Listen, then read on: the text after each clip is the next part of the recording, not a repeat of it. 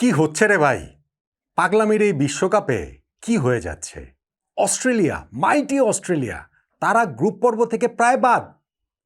আগের ম্যাচে জিম্বাবুয়ের কাছে হেরে সর্বনাশের পথটা তৈরি করে রেখেছিল, আর এই ম্যাচে যখন শ্রীলঙ্কার কাছেও হেরে গেল, তারপরে অস্ট্রেলিয়ার গ্রুপ পর্ব পেরিয়ে সুপার এইটে ওঠাটা নেক্সট টু ইম্পসিবলই বলতে পারেন। মানে এত সমীকরণ রয়েছে, এত যদি কিন্তু মিলতে হবে অস্ট্রেলিয়ার সুপার এইটে ওঠার জন্য, এখন সেই আশাটা অজি সমর্থকরা ছেড়ে দিলেই পারেন। আর শ্রীলঙ্কা টানা তৃতীয় জয়ে তাদের গ্রুপ পর্ব থেকে সুপার এইটে ওঠাটা নিশ্চিত হয়ে গেল। আর এই ম্যাচটাতে যেইভাবে তারা অস্ট্রেলিয়াকে হারালো, তাতে করে শ্রীলঙ্কা একটু বড় করেই স্বপ্ন দেখতে পারে। অস্ট্রেলিয়ার 181 রান তাড়া করে শ্রীলঙ্কা যখন 2 ওভার হাতে রেখে 8 উইকেটে ম্যাচ জিতে যায়, এরকম দাপুটে পারফরমেন্স দেখায়, তখন তো টুর্নামেন্টে একটু বেশি দূর যাওয়ার স্বপ্ন, হয়তোবা অনেক দূর যাওয়ার স্বপ্নই এই শ্রীলঙ্কা দেখতে পারে। অস্ট্রেলিয়ার এখন আসলে কিছু করার নেই, না কিছু করার নেই বলাটা আবার ঠিক না। যেমন 3টা ম্যাচ তারা খেলেছে, সেই 3 ম্যাচের মধ্যে প্রথম ম্যাচে আয়ারল্যান্ডকে হারিয়ে শুরুটা ভালো হয়েছিল। গত ম্যাচটাতে তারা জিম্বাবুয়ের কাছে হেরে গেছে সারপ্রাইজিংলি, এবং সেই পরাজয় থেকে কোথায় ঘুরে দাঁড়াবে তা না, শ্রীলঙ্কার কাছেও তারা হেরে গেল, এবং যেইভাবে হারলো ওইটাও ভাই মোটেই অস্ট্রেলিয়া সুলভ না। এখন যেই বিষয়টা দাঁড়িয়েছে, শ্রীলঙ্কা 3 ম্যাচে 3 জয়ে 6 পয়েন্ট নিয়ে এই গ্রুপ থেকে সুপার এইটে ওঠাটা নিশ্চিত করে ফেলেছে। অস্ট্রেলিয়া তো 3 ম্যাচ শেষে তাদের ঝুলিতে মাত্র 2 পয়েন্ট। নিজেদের শেষ ম্যাচটা এখন অস্ট্রেলিয়ার ওমানকে হারাতে হবে। মানে অস্ট্রেলিয়ার এখন ওমানকে হারাতে হবে, সেইটাও আবার একটা মানে একটু জোর দিয়ে বলতে হচ্ছে। আচ্ছা ঠিক আছে, ওমানকে না হয় তারা হারালে অস্ট্রেলিয়ার পয়েন্ট কত হবে? 4। অলরেডি তো জিম্বাবুয়ের 4 পয়েন্ট রয়েছে, তাদের হাতে 2টা ম্যাচ বাকি রয়েছে। তার মানে অস্ট্রেলিয়া যদি লাস্ট ম্যাচে ওমানকে হারায়ও, কিন্তু জিম্বাবুয়ে তাদের হাতে থাকা 2টা ম্যাচের যদি একটাতে জিতে যায়, শ্রীলঙ্কার বিপক্ষে জিতে যায় বা আয়ারল্যান্ডের বিপক্ষে জিতে যায়, তাহলে অস্ট্রেলিয়ার আর কোনো চান্স নাই। আচ্ছা, জিম্বাবুয়েও না হয় ওই 2টা ম্যাচই হারলো, তাহলে তারা 4 পয়েন্টেই থাকবো। সেই ক্ষেত্রে আয়ারল্যান্ডের পয়েন্টও তো 4 হয়ে যাবে, কেননা আয়ারল্যান্ডের পয়েন্ট অলরেডি 2 রয়েছে।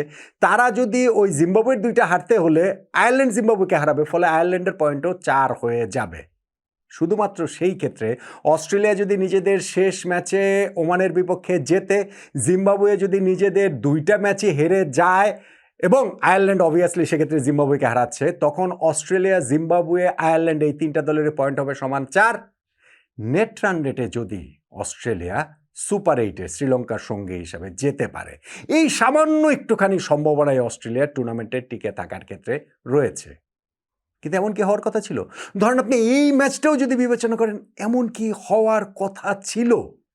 ম্যাচের প্রথমার্ধ যদি দেখেন, প্রথম 10 ওভার যদি দেখেন, তাহলে তো মনে হচ্ছিল অস্ট্রেলিয়া এই ম্যাচে শ্রীলঙ্কাকে ছিঁড়ে কুড়ে খেয়ে ফেলবে। তারপরে এমনভাবে খেই হারালো যে সেই খেইটা তারা আর ধরতেই পারলো না।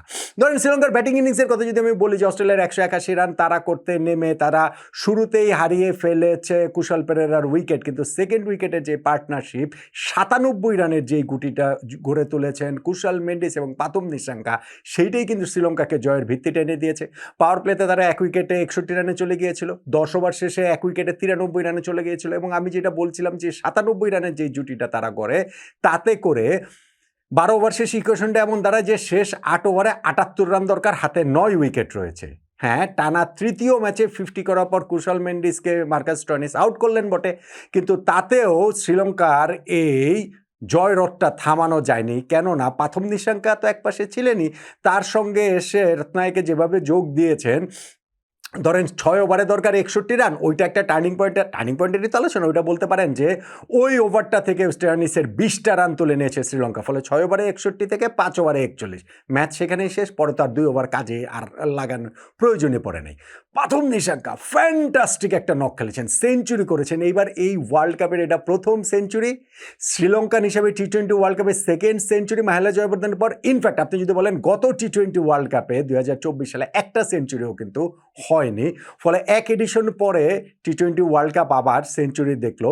পাথম নিশাঙ্কা 32 বলে 50 করেছিলেন, তারপরে 52 বলে তিনি সেঞ্চুরিটা করেছেন, এবং করে খেলাটা খেলেছেন তিনি বেশিরভাগই সেই ক্লাসিক ব্যাটসম্যানের শটেই সেই খেলাটা খেলেছেন। যে ইম্প্রোভাইজেশন ছিল, হ্যাঁ কিছু রিভার্স ছিল, কিছু হচ্ছে গিয়ে ওইখানটাতে ওই যে স্কুপ ছিল, বাট মূলত হচ্ছে গিয়ে একেবারে ব্যাকরণ সিদ্ধ ব্যাটিংয়েই এই বিস্ফোরক সেঞ্চুরিটা তুলে নিলেন পাথম নিশাঙ্কা।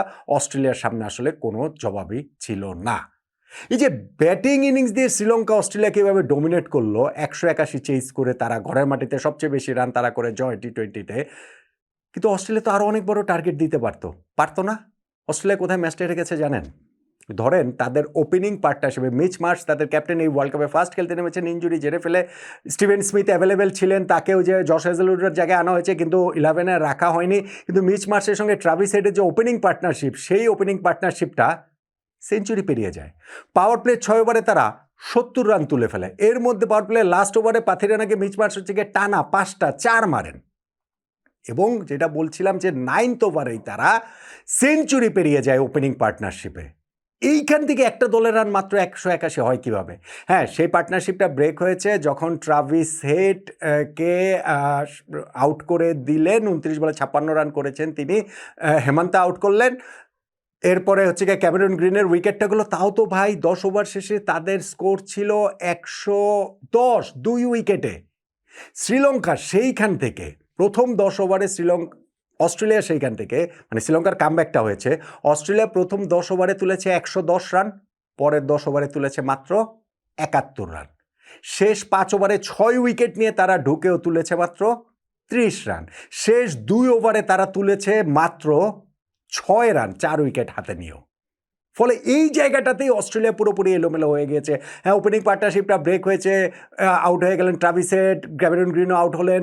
খুব গুরুত্বপূর্ণ উইকেট নিঃসন্দেহে মিচ মার্শের উইকেটটা, যেটা আম্পায়ার আউট দেয়নি হেমন্তের বলে এলবিডব্লিউর শাউটে, কিন্তু শ্রীলঙ্কা ডিআরএস নিয়েছে এবং ডিআরএস নিয়ে ওইখানে 27 বলে 54 রান করে মিচ মার্শের উইকেটটা তারা পেয়ে গেল। এবং এই যে অল্প সময়ের ব্যবধানে ট্রাভিস হেড, মিচ মার্শের উইকেট, মাঝখান দিয়ে ক্যামেরন গ্রিন, এই সেটব্যাকটা থেকে অস্ট্রেলিয়া আর ঘুরে দাঁড়াতে পারেনি। তারা স্কোরটা একসময় যেটা 10 ওভার শেষও বা ধরেন ওপেনিং পার্টনারশিপে যখন সেঞ্চুরি পেরিয়ে যায় 9th ওভারে, তখন তো মনে হয়েছিল যে 200 তো হবেই, 220 হওয়াটাও খুবই সম্ভব, এমনকি 250 হতে পারে। সেখান থেকে তারা মাত্র 181 রান করলো। শ্রীলঙ্কার কি দুর্দান্ত কামব্যাক এই জায়গাটাতে হয়েছে। এবং যখন আপনি মাথায় রাখবেন যে তাদের প্রাইম বোলার মাথিসা পাথিরানা তিনি ইনজুরির কারণে ছিটকে গেছেন 4টা বল করার পরই, তখন শ্রীলঙ্কার বোলিংয়ের এই কামব্যাকটাকে আরও অনেক বেশি ইমপ্রেসিভ মনে হয়। তাহলে শ্রীলঙ্কাকে সুপার 8-এ তোলা এই জয়, অস্ট্রেলিয়াকে সুপার 8-এর ইকুয়েশন থেকে প্রায় ছিটকে ফেলা এই পরাজয়ের ম্যাচের টার্নিং পয়েন্ট কোনটা? ওইটাই। অস্ট্রেলিয়া প্রথম 10 ওভারে যে 110 রান করেছে, তা সত্ত্বেও পরের 10 ওভারে যে মাত্র 71 রান করেছে, শেষ 5 ওভারে 30 বলে যে মাত্র 30 রান করেছে 6 উইকেট হাতে থাকা সত্ত্বেও, শেষ 2 ওভারে যে মাত্র 6 রান করেছে, শেষ 4 উইকেট হারিয়ে ফেলে, এইটাই ম্যাচের শ্রীলঙ্কার কামব্যাকটার জায়গা তৈরি করে দিয়েছে। তারপরে পাথাম নিশাঙ্কার সেঞ্চুরিতে তারা জিতে গিয়েছে। কিন্তু ওই পরের 10 ওভারে তাদের যে কামব্যাকটা, সেটাই আমার কাছে মনে হয় এই ম্যাচের টার্নিং পয়েন্ট। আপনি আরও স্পেসিফিক করে অস্ট্রেলিয়ার এই ব্যাটিং ইনিংসের শেষ 5 ওভারের কথাও বলতে পারেন, কিংবা ধরেন মিচ মার্শের উইকেটটার কথাও বলতে পারেন, জানাতে পারেন আপনার মতামতটা। এবং আমার তো এখন মনে হচ্ছে না যে এত ইকুয়েশন মিলিয়ে অস্ট্রেলিয়া সুপার 8-এ যেতে পারবে। আপনার কি মনে হয় অস্ট্রেলিয়ার পক্ষে আর সুপার 8-এ যাওয়া সম্ভব, নাকি মাইটি অস্ট্রেলিয়া গ্রুপ পর্ব থেকে এইবারের টি-20 বিশ্বকাপ বিদায় বলে দিচ্ছে, বিদায় বলে দিতে হচ্ছে?